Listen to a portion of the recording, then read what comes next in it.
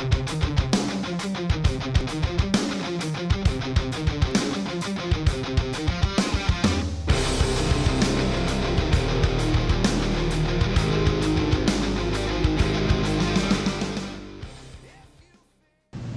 watching Mid-South Wrestling. I'm Bill Henry Reed along with Ken Bama Boy Williams. This next match has really got my adrenaline pumping, Mr. Ash. We've got JB Varsity taking on none other than Justin Sane. You know, there's not been a whole lot of conflict between these guys yet, but whenever they're in the room, the same room together, the hair on the back of my neck stands up.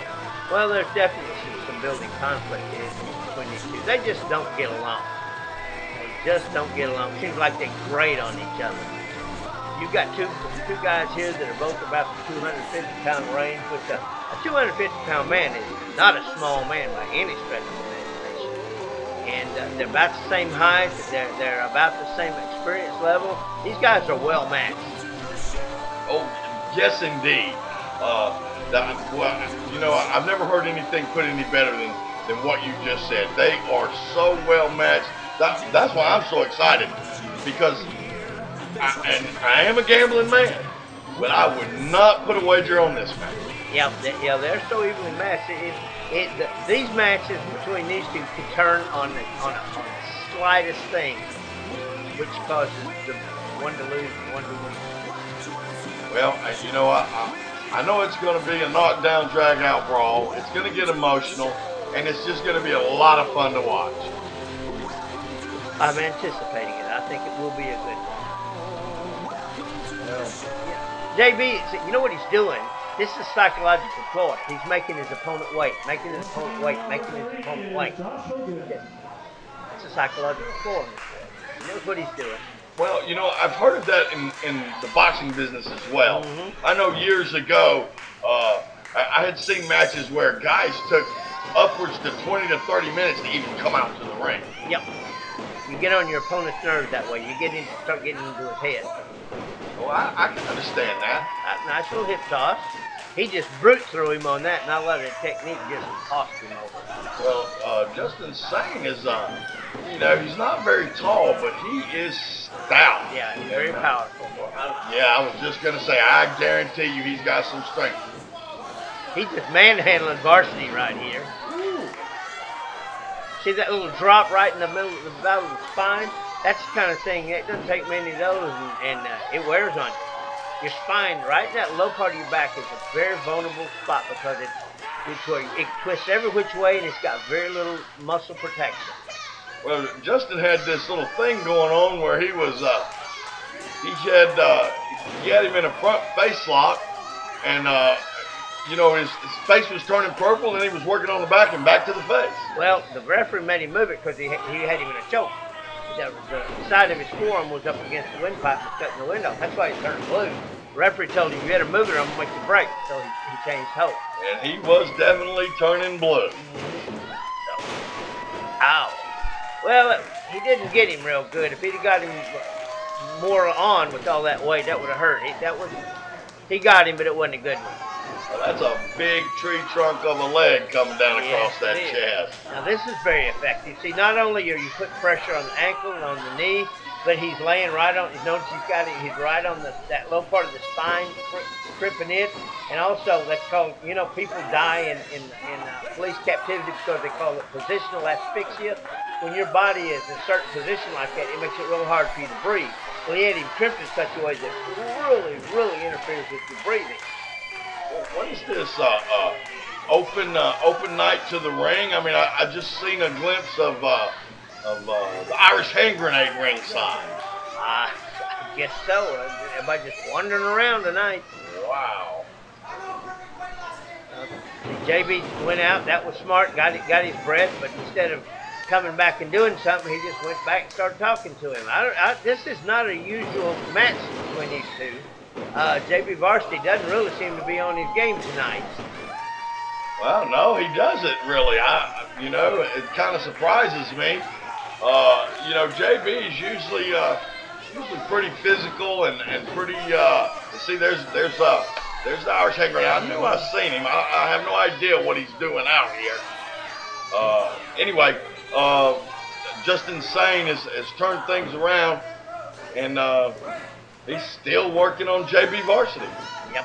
He went back to that same hole, put pressure on the knee and the ankle, put pressure on the low spine, and caused you to not be able to breathe well. Little punch to the guy. Showboating a little there. But it's like he's not sure what he wants to do after that. See, and showboating. I got nothing against showboating. I like some of the best showboaters in the world. Deion Sanders loved it. Dennis Rodman loved it until he put on the dress. But anyway, I feel like it's psychological. It's all part of the game. And if you're good enough and you can walk the walk, by all means, talk the talk. They were doing it after the actual play had happened. They weren't doing it when they were. These guys are right in the middle of action and doing it. That's the difference. Very, very good point, Mr. Ash. Very good point. Okay. Like JB just is not his normal self tonight. I don't understand. He is not aggressive. He's not like he really doesn't know what he wants to do. Just the same, just all over him tonight. And that's the word I was looking for earlier, aggressive. That's what's missing from JB Varsity. He is usually, and what is this? What? He's using the ref as a shield. Well, I've done that a time too. Hey, you use what you got.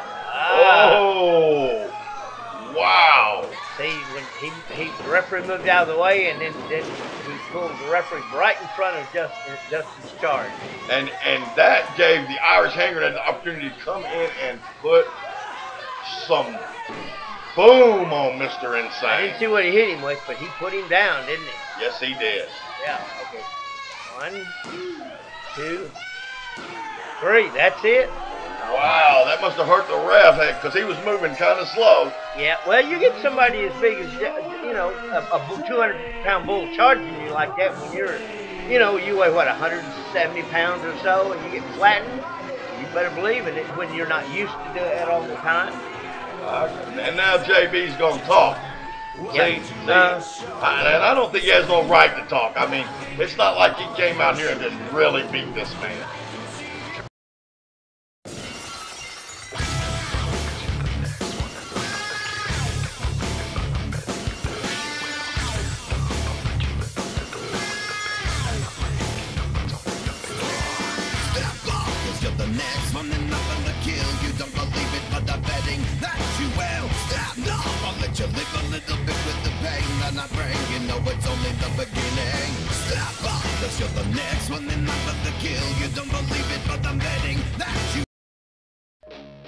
Do you want live, family-friendly wrestling action at your school, church, or next fundraising event?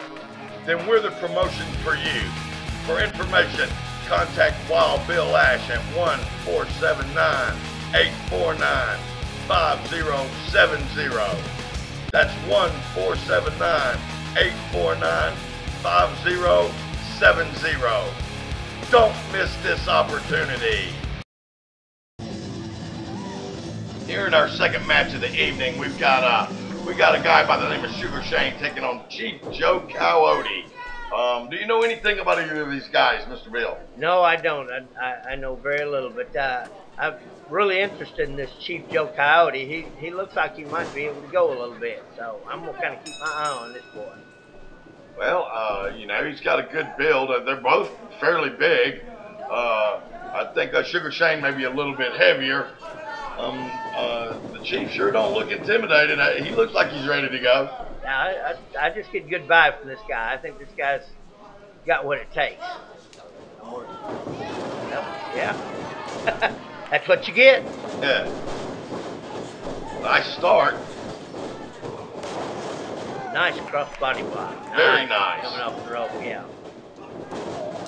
And staying right on top of his man, too. I mean, that's, wow.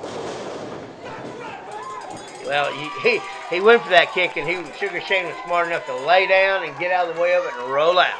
Boy, he got out in a hurry, didn't he? Wow. Yeah, he saw those feet come. He said, I don't want any of that. And that's smart.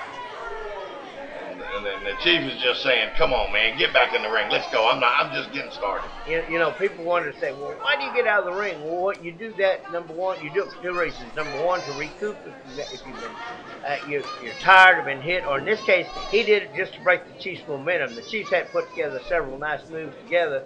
So you go out of the ring, it kind of breaks the momentum. Use that to try to break the momentum of the opponent. See, there it did. That let him take advantage of it a little bit. Yeah, it worked pretty well. At least in this particular instance, he came back with a boot to the midsection, a couple of big hands to the head, and the momentum is now in Sugar Shane's favor. That's one of the reasons why you do it. It works a lot of the time. Not always, but it's worth a try when you're in that position.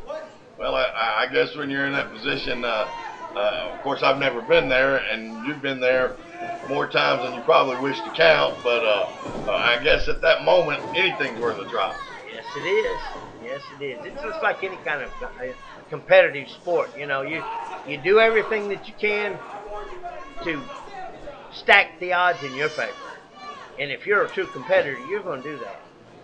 And Sugar Shane's doing a very good job of that right now. Oh, nice clothesline. Yes, he not only caught him on the chest, he drug it right across that face and he's going down too, and that hurts. There's a little. Let me soften the chief up with a little choke action with the ropes here. That's exactly it. That's exactly it. Firing back out of desperation. But as you can see, you know, wrestlers are not boxers. They're not punchers. They throw punches, but they're not the best in the world, you know, because they don't work on it. They're not boxers. So, but even you take a man as big and as strong and as conditioned as most wrestlers are, even a not good punch compared to a boxer will still put the average man out flat on his back cold. Well, there was a great show of strength from Sugar Shane. He got the chief up and held him up for a slam, and he just held him there for a while. Yes, he did. Yes, he did. Chief's sliding back. There ain't no giving this guy, that's for sure. You know, he's trying to get himself up by the ropes. You know, you really gotta admire his heart and his will. Yep. See that little short forearm? You can get he set him up the chop with that short forearm, which really hurts because you come with that elbow right up beside the head, and boy, that will rattle your brains. And then that forearm, that shin kick upside the head will rattle your brain too. Well, I think this Sugar Shane, yeah, it got him that time. I was just gonna say he's gloating a lot. He's pretty proud of himself. Every time he'd get the chief in a bad way, he'd show off for the fans, and now it's come back to get him. Sure has. Well, when you got a guy going, you better stay on it. Little thumb to the eye kind of stopped the Chiefs' momentum. Yeah, well, you know, if this guy wasn't so in love with himself, maybe he wouldn't have to resort to those tactics to stop the Chiefs' momentum. Well, this is true. Yep, there's that little short forearm, that elbow right up in that temple. And that hurts. It's effective. It's not real pretty, but it's really effective. Speaking of not being very pretty, Sugar Shane's boots aren't all that pretty, but they sure are devastating. Yeah, right. When it's got a foot in it and it come upside your head, this is true. That's 2 or 3 now that I've seen. He's just laid the wood to the Chief. Yep, Chief's still fighting. Chief's still fighting. Right now, from the scorecards, I got Sugar Shane ahead. Well, you know, we don't always agree, Mr. Ash, but I think I'd have to agree with you on this. Yep, this time, Sugar Shane's definitely got the momentum going. He's been landing some good shots in on the Chief. There was another big boot to the back. Yep. Right across that spine, right in between, right above the shoulder blades, where it's not really protected a lot, where your neck sits right below where your neck joins your spine. There's not all the protection there, and that's where he kicked. He's picking his spots to attack well. I'll have to tell him that. He obviously knows his anatomy. He knows where the weak spots are. There he goes. Crowd again. That's a little sunset flip.